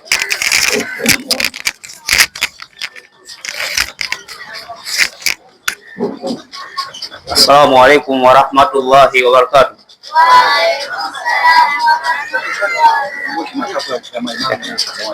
Alhamdulillahi rabbil alamin, wassalatu wassalamu ala rasulillah wa ala alihi wa ashabihi ajma'in, wa ba'd. Ndugu zangu Waislamu, tunabudi kumshukuru Allah subhanahu wa ta'ala, pamoja na kumtakia rehma na amani mtume wetu Muhammadin sallallahu alayhi wasallam. Allah subhanahu wa ta'ala, katika sisi waja wake ambao leo hii tumehudhuria mkusanyiko huu, si kwa ajili ya ujanja wetu, isipokuwa ni mapenzi yake Allah subhanahu wa ta'ala. Kwa hiyo hapana budi kwa kumshukuru Allah subhanahu wa ta'ala kwa kusema alhamdulillahi rabbil alamin. Ama ndugu zangu Waislamu, vijana wetu tumeona walioyafanya, wamefanya mazuri, wamejitahidi kusema kweli, na vile vile Shukrani pia ziwaendee wale wote ambao wameandaa shughuli hii pamoja na kuandaa vijana wetu, kwa sababu moja katika mambo ambayo nimeanukuu, ambayo mambo hayo yamezungumzwa na hawa vijana katika nasiha zao, imezungumziwa sana jambo la ilmu, ambalo jambo hili ndugu zangu Waislamu, ilmu iliyokusudiwa hapa ni ilmu ya kumtambua Allah subhanahu wa ta'ala, kumtambua mtume wetu Muhammadin sallallahu alayhi wasallam, na kuitambua dini ya Uislamu. Kwa hivyo, kutokana na haya ambayo yaliyofanyika hapa, ndugu zangu Waislamu, wazazi ambao wenye watoto wanayesoma hapa, hebu tujitahidi jamani kuangalia walimu ambao wamejitahidi kuandaa watoto wenu. Kwa sababu gani? Jitihada iliyofanyika na mwalimu ni kubwa mno, kwa sababu mwalimu yeye kazi anayoifanya ni kubwa mno.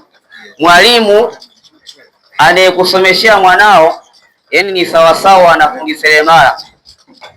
Fundi seremala unapeleka gogo lako ili ukatengenezewe labda mlango au ukatengenezewe kabati. Ile gogo unapolipeleka kwa fundi seremala halitamaniki, lakini inafikia wakati fundi seremala kutokana na uhodari wake akaliandaa lile gogo mpaka kinapatikana kitu kilichokuwa kizuri. Kwa hivyo basi, kutokana na hayo, ninawaomba ndugu zangu Waislamu, hebu tuangalie sana hao walimu ambao waliofanya kazi hii ya kuandaa watoto wetu. Na ndugu zangu Waislamu, tutakapoangalia hawa walimu ambao wameandaa hawa vijana wetu mpaka ikafikia leo hii mtoto anasimama mbele za watu halafu anazungumza maneno ambayo yamenyooka, sisi wazazi tunafaidika mno. Kwa hiyo tunapofarijika wazazi, basi inatakikana yule mwalimu ambaye aliyomwandaa mwanao umwangalie kwa jicho la huruma, kwa sababu hii elimu ambayo iliyofundishwa hapa ndiyo elimu ambayo itakayosababisha huyu aliyosoma elimu hii na yule ambaye aliyemfundisha mwanao ni moja katika sababu ambazo zitakazomfanya mtu huyo aingie katika pepo yake Allah tabaraka wa taala, tena kwa wepesi mno, kama vile ambavyo ilivyopokelewa na al-Imam al-Bukhari pamoja na al-Imam Muslim katika sahihi zao min hadithi an Abi Hurairah radhiyallahu anhu anna Rasulullah sallallahu alayhi wasallam qala man salaka tariqan yaltamisu fihi ilman sahala Allahu lahu tariqan ila al-janna.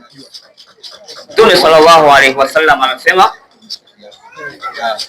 yule ambaye atakayepita katika njia hiyo anayoipita ni kwa ajili ya kutafuta ilmu ya kumtambua Allah subhanahu wa ta'ala ni nani na mtume wake Muhammad sallallahu alayhi wasallam ni nani, basi Allah subhanahu wa ta'ala atamwepesishia mtu huyo njia ya kuingia peponi. Kwa hiyo hili ambalo liliofanyika na vijana wetu ni jambo ambalo ni zito, na vile vile ni jambo ambalo lina malipo makubwa mbele ya Allah tabaraka wa taala, kwa yule ambaye aliyemfundisha mwanao na kwa mtoto ambaye amenakili kile ambacho alichofundishwa na mwalimu. Kwa sababu katika hilo pia Mtume sallallahu alayhi wasallam akasema, man dalla ala khairi falahu mithlu ajri fa'ilihi, yule ambaye mwenye kumjulisha mtu jambo la khairi, basi na yeye anapata thawabu mfano wa yule mwenye kuifanya khairi hiyo. Kinyume chake ni kwamba ukimjulisha mtu jambo la shari, basi hali kadhalika na wewe unalipwa shari hiyo hiyo. Ndugu zangu Waislamu, watoto wetu wamejitahidi mno. Kwanza tuwaombee dua kwa Allah tabaraka wa taala wasije wakapatwa na vijinjo. Tunakuomba Allah watoto wetu wahifadhi na vijinjo. Kwa sababu gani? Katika sisi wanadamu tulivyo, akionekana mtoto fulani amesoma vizuri, Nyoyo zetu sio kama wote zimenyooka, lakini unakuta kuna baadhi Allah mwenyewe ndio anayejua, lakini hilo halipingiki. Mashehe wenyewe wanajua hivyo. Kuna baadhi asimuona mtoto wa fulani kasoma vizuri, lazima ule moyo wake una ile hali fulani ya kaususu wako. Mbona mtoto wa fulani kasoma vizuri, wa kwangu hajasoma vizuri? Halafu kwenye kutunzwa mtoto katunzwa, lakini wa kwake hajatunzwa vizuri. Lazima kuna ile hali fulani ya kaususu wako. Hebu na waombeni wazazi wenzangu kuhusiana na nukta hii.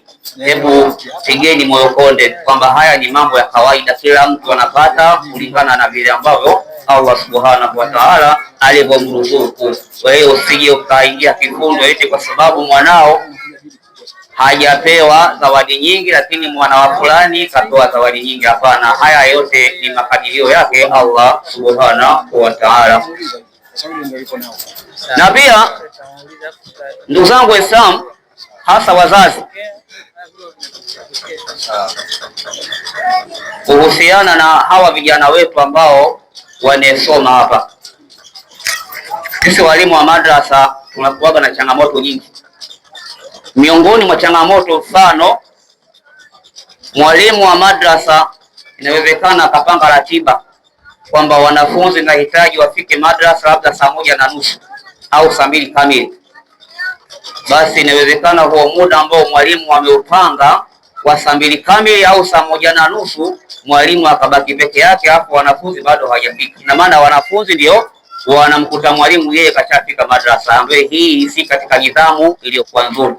Na sababu kubwa sisi wazazi ndio tunasababisha, haswa wakina mama. Kwa sababu gani naongea hivyo? Ule muda ambao mtoto anatakikana awe kashafika madrasa, muda uliopangwa na mwalimu, mama anamtuma mwanawe gengeni akanunue vitunguu. Mama anamtuma mwanawe aoshe vyombo. Kama ni mvulana atatumwa aende sijui kwa baba fulani, kuna kitu fulani akamchukulie. Huu sio utaratibu wa dini yetu ya Uislamu. Inatakikana walimu wa dini yetu ya Uislamu tuwaheshimu. Mbona kule mashuleni hatufanyi hivyo? Yaani shuleni mwanafunzi ameambiwa afike saa 12 kamili, basi mwanafunzi huyo kwanza anaandaliwa na mzazi vizuri, anavaa nguo nzuri, kama ni viatu vimechakaa atanunuliwa vingine vipya ili awahi shuleni. Halafu hiyo saa 12 kamili, kabla hujafika muda huo, mtoto tayari anahimizwa na mzazi wake, nenda shuleni, uchelewe, sababu ukichelewa utakwenda kuadhibiwa. Na kweli kabisa mtoto anajitahidi kuwahi shuleni. Sasa hebu tuangalie, mbona hii elimu ya dunia sisi tumeiweka kipao cha mbele, lakini kwenye upande wa masomo ya dini huko sisi wazazi tunapuuzia. Sasa hebu tubadilike wazazi wenzangu, jambo hili tusifanye. Na hapa tunamuomba Allah tabaraka wa taala, kama jambo hilo lilikuwepo basi lisiwepo na lisije likatokea tena. Kwa sababu gani? Hii ni moja ya kutomheshimu mwalimu anayekusomeshea mwanao. Na jambo lingine, ndugu zangu Waislamu, tumeona kwamba watoto walipokuwa wanasoma hapa, kuna sadaka zimetolewa. Yule ndugu yetu pale, shehe wetu ambaye mtangazaji pale, akawa na yeye anahimiza jamani, lakini kapu ya mwalimu nayo huko natakiwa muiangalie. Hilo alikuwa akilizungumza sana, lakini kuna kitu ambacho nimekiona mimi binafsi ambao katika moyo wangu kidogo akijanipendezesha sana. Kitu chenyewe, hawa watoto ambao wameandaliwa na huyu mwalimu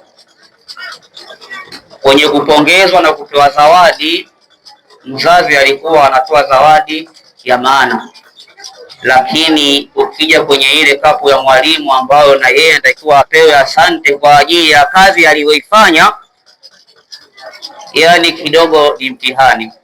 Mtihani wenyewe, mtoto ambaye kafundishwa na mwalimu wa madrasa katunzwa 10,000, 15 mfano, lakini ukija kwa mwalimu huku ambayo aliyoifanya hii kazi ya kumfundisha huyo mtoto ili afikie level hiyo, mzazi unakwenda kutoa 500 au 1,000.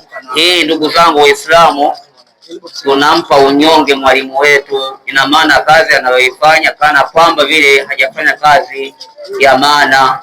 Hebu kwanza katika hili nawaombeni wazazi ambao ninyi mna watoto wenu wanayesoma hapa, hebu kila mmoja kwa ajili ya Allah subhanahu wa ta'ala, hebu hebu ikapo hii, nawaomba wazazi kwa ajili ya Allah subhanahu wa ta'ala, hebu kila mmoja alete sadaka yake kwa ajili ya mwalimu ambaye aliyojitahidi kuifanya hii kazi. Kwa sababu gani? Pesa zilizokuwa zikitolewa kwa ajili ya mwalimu zilikuwa ni mtihani. Zile 10,000 hebu kwa mwalimu naye kujitahidi basi mtoe, angalau mwalimu naye apate kujifariji kwamba wazazi kumbe wananiangalia. Naam, inshallah, hebu tujitahidi katika hilo, angalau mwalimu naye tukishatoka kwenye shughuli hii ajue kwamba wazazi wameniangalia, na alhamdulillah, inshallah. Na vile vile kuhusiana na hizi sadaka ambazo mara kwanza zilitolewa kwa ajili ya hawa wanafunzi, pia hizi kwa uongozi, taarifa ambayo niliyopewa na uongozi wakisema kwamba hizi zitafanyia kazi ya kununulia vitabu hawa wanafunzi, sio kwamba labda italewa na imamu au italewa siji na nani, la, bali hizi pesa zitakwenda kununulia vitabu kwa ajili ambaye vipo huko kwenye zawadi, ambayo hii yote ni kwa ajili ya manufaa ya vijana wetu wapate kuelimika na hichi ambacho kinachosomeshwa na huyu mwalimu. Kwanza tunamwombea dua kwa Allah tabaraka wa taala, mwalimu ambaye anayetusimamia vijana wetu, Allah ampe afya njema, na vile vile tunamuomba Allah tabaraka wa taala, Allah amhifadhi mwalimu wetu, aepukane na hali za vijicho, na vile vile tunamuomba Allah tabaraka wa taala mwalimu wetu ampe subira. Kwa sababu gani? Kufundisha mtu au kufundisha watoto, jambo hili ni jambo ambalo linahitajika subira ya hali ya juu, kwa sababu ndani yake kuna changamoto nyingi mno. Walimu wenyewe wanafahamu hayo. Kwa hivyo tunawaombeni ndugu zangu Waislamu, kutokana na haya ambayo yaliyofanyika hapa, hebu shukrani zetu zote tujitahidi mno kuangalia mwalimu ambaye kuwaandaa hawa vijana wetu mpaka walipofikia hatua hii, vijana wetu wakawa wanasoma na tunawaangalia, na walillahi alhamdu wanatiririka vizuri. Habari ya kunasanasa, hii ni hali ya kawaida ya kibinadamu, hata shehe awe kasoma vipi, lakini kuna wakati fulani katika mazungumzo inapopelekea lazima unaweza ukaleta kule kunasanasa. Hii ni hali ya kawaida. Hii ni mapungufu ya mwanadamu. Kila mwanadamu mapungufu hayo anayo, kwa sababu Allah subhanahu wa ta'ala mwenyewe alishalizungumza jambo hilo ndani ya Qur'ani, wa khuliqal insanu dhaifa, mwanadamu ameumbwa hali ya kuwa ni dhaifu. Kwa hiyo usichukulie madhaifu ya fulani ukaanza kusema mbona yule kafanya hivi, la, hii ndio hali ambayo Allah tabaraka wa ta'ala mwenyewe aliyoiumba kuwaumbia waja wake. Kwa hivyo ndugu zangu Waislamu, kutokana na hayo machache, kwa sababu muda wenyewe hautoshi, mimi nasema ya kwamba shukrani zote ziwaendee wale wote ambao walioandaa shughuli hii, na vile vile Allah walipe kheri, lakini vile vile tujitahidini mno kushikamana na walimu wanayesomesha dini ya Kiislamu, walimu ambao wanajitahidi mno kuwatengeneza watoto wetu ili waifahamu dini yao. Kwa hiyo hawa inatakikana tuangalie kwa jicho la huruma mno, na vile vile tutakapofanya hivyo basi tutafanikiwa mno katika dunia yetu na akhira yetu. Kutokana na hayo tunasema kwamba subhanaka Allahumma bihamdika ashhadu an la ilaha illa anta astaghfiruka wa atubu ilaik. Inshallah tunatoa dakika 4 tu kwa mwenyekiti wa bodi. Baada ya kuongea mwenyekiti wa bodi dakika zake 4, tutajiandaa kwa ajili ya sala. Tuwaomba tutamke tena hapa tukatie washindi wetu wale wameshindana kwenye Qur'ani na wale ambao walisoma tu masomo yao lakini wamesoma vizuri. Baada ya hapo tutajiandaa kwa ajili ya sala, na baada ya sala tutakuwa sadaka tayari chakula, wale mtakaa kama familia na watoto wenu tutakula kwa pamoja inshallah. Karibu mwenyekiti. Asalamu alaykum.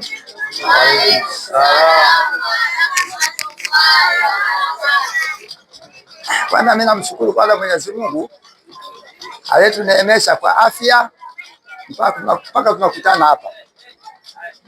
Akina mama, ni wasii tu kidogo kwamba mmeona mavuno ambayo mlichopanda.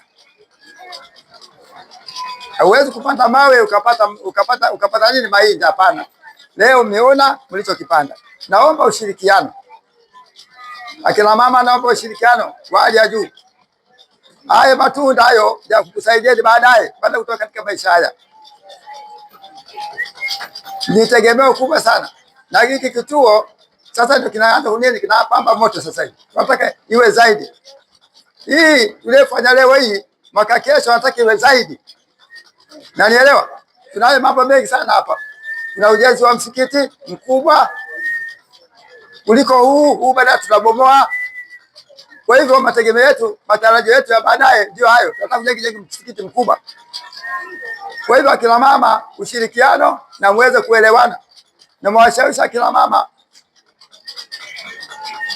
kuleta wanafunzi, kuleta watoto zaidi. Alafu naomba sana kuwa msiwe mbali na walimu. Mama zanguni wenye watoto hawa, msiwe mbali na walimu. Muwe karibu sana na walimu. Kuwa na wapenzi sana na walimu.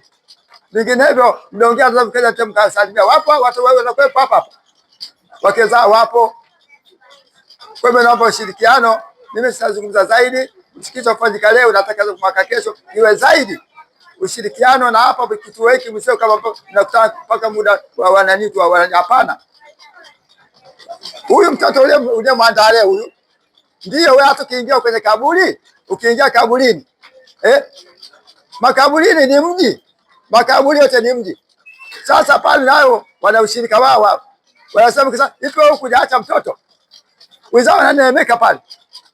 Kuna wengine wanawakumbuka wazazi wao. Sasa wewe kama mtoto wako hujamwandaa hapa, wewe unaweza kuja kule kaburi kule, wenzao wanakuja ipo hujaacha mtoto.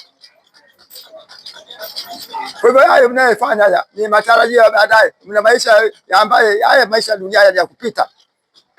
Sisi na zaidi tutaongea sana mnapotaka mtapokuwa kuja hapa, tulikuwa tunazungumza zaidi sana. Mimi ni mwenyekiti wa kituo hiki na ni mwenyekiti, muhimili wake ndio mimi. Wanafuata muhimili wangu hawa ni walimu wangu hawa, maimamu wangu hawa, ndio muhimili wa pili huo. Kwa hivyo nasema asante sana. Naam. Shukrani jamani, tumemsikia mwenyekiti wetu wa bodi ameongea mengi na ndani yake yana msingi, anahimiza pia jamani, kituo ni cha kwetu, kina mama, kina baba. Malengo yetu si msikiti huu sasa, huu sio msikiti wa wanajogoo. Msikiti wa wanajogoo unakuja ambao ni mkubwa. Wafadhili, wadhamini, wahisani ni nyinyi. Kwa hiyo tuujenge kwa pamoja. Hawa tuliokuwa tuko nao leo ndio maimamu kesho, ndio wenye viti wa bodi kesho, ndio viongozi kesho. Kwa hiyo tuijenge jogoo yetu kwa pamoja, tushikamane. Alhamdulillah, kama tulivyokuwa tukishirikiana huko mwanzo mpaka hapa tulipofika, bado msichoke. Kwa hiyo mwenyekiti wetu anatuhimiza hivyo, tushikamane kwa pamoja, tujenge msikiti wetu kwa pamoja ulio bora, wenye uzuri ndani yake, elimu bora, elimu ambayo tayari imefungamana na Qur'ani na mwenendo wa Mtume sallallahu alayhi wasallam. Zanguni katika imani, muda ni mwingi na watu wamechoka. Ikikuoneni tu hiyo bodi yenu kwamba hapa kuna jambo, lakini lipo inshallah linaandaliwa. Niombe nipeleke maiki hii kwa meza kuu hapa, watutarajie ndugu zetu wale ambao au watoto wetu waliosoma Qur'ani, wako watoto 8. Si wote tutawapa zawadi, bali tutawapa nusu yao 4. Na wengine wale waliosoma vizuri ni waachie wao ili waweze kutuelezea ni wapi katika wale 8 waliosoma Qur'ani, wa kwanza na wa pili na wa tatu na wa 4, na ni wapi katika wale waliosoma masomo mengine, wa kwanza, wa pili, wa tatu, wa 4 mpaka wa 5 na wa 6. Kwa hiyo zawadi tuna kwa wanafunzi 10 tu. Tafadhali inshallah muweze kutupa taarifa hiyo ya awali ambao tayari waliofanya vizuri, na baada ya hapo tutarudi kwa ajili ya maandalizi ya swala, na baada ya swala msiondoke inshallah, kuna jambo jingine la mwisho.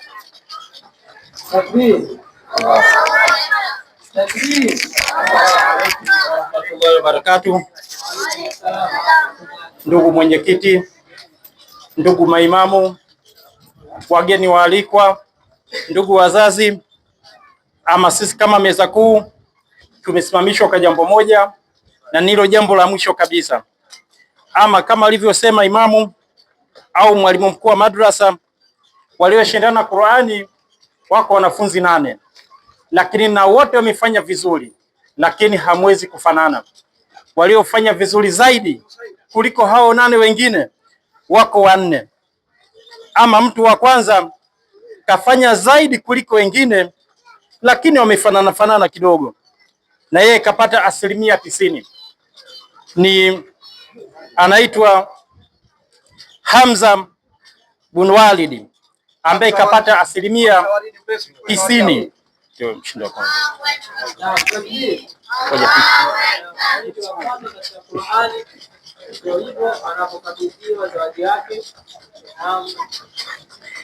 Ama mshindi wa pili ambaye kapata 80% ni Abdul Karim, yeye kapata 80%.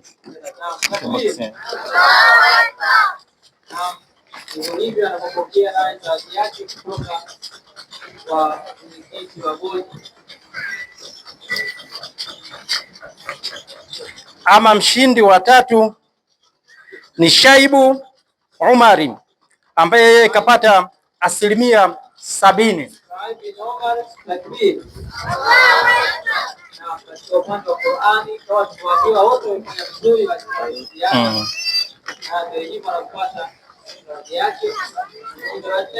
Kama mshindi wa 4 ni Harith Walid ambaye yeye kapata 60%.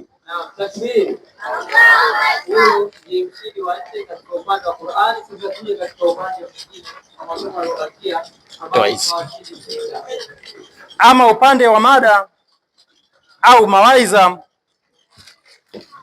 wameshindana wanafunzi 49, lakini katika 49 asilimia kubwa wote wamefanya vizuri, lakini wapo waliofanya vizuri zaidi kuliko wengine.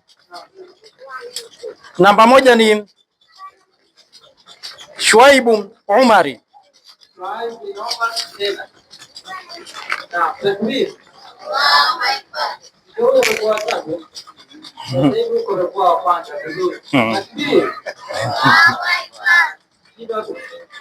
Mshindi wa pili ni Asia Abdallah.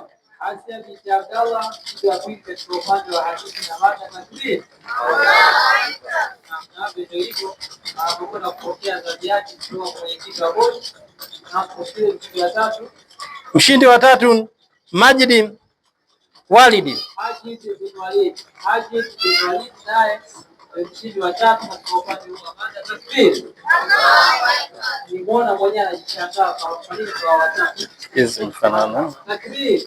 Mshindi wa 4 ni Sala Saif. Sengo.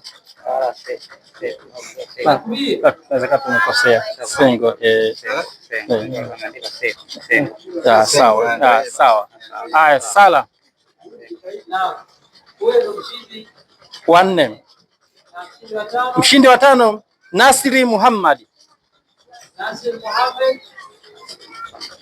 Huyu ndo alikuwa mtaalamu wetu wa lugha ya alama na naye ameshikilia mshindi wa 5 katika washindani hao.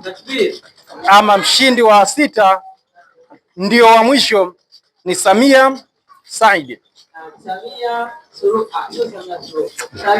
Said, yeye ndio mshindi wa 6 katika washindi wetu hao wa siku ya leo. Japokuwa tunatoa wote ni washindi. Hawa wote waliopata zawadi ndio hamna hela, isipokuwa kuna vitabu. Kwa hiyo kama mwalimu mkuu atawafundisha vitabu mpaka sasa.